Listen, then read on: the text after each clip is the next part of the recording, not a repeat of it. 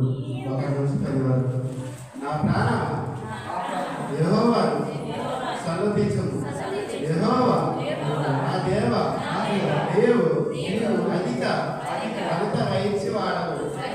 నీవు మహోన్నతమును ప్రభావమును ధరించి ఉన్నావు.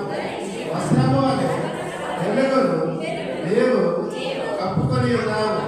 తెరను పరిచినట్టు ఆకాశ విషయమును నీవు పరిచి ఉన్నావు.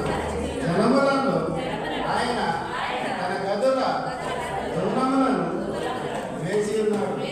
మేఘములను తనకు వాహనముగా చేసుకుని రెక్కల మీద గగనము చేయుచున్నాడు.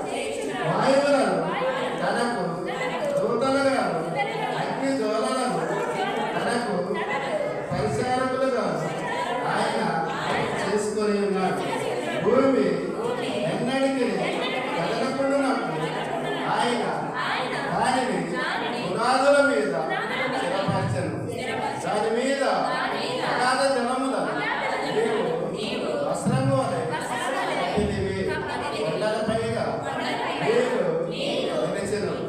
నీవు వర్ధింపగానే అవి ఆవిరైపోయాను. నీ ఉరుము శబ్దము విని అవి త్వరగా ఆగిపోయాను. నీవు వాటికి నియమించిన చోటికి పోవుటకై అవి పర్వతములెక్కెను, పల్లములకు దిగెను. అవి మరలి వచ్చి భూమిని కప్పగా ఎడునట్టు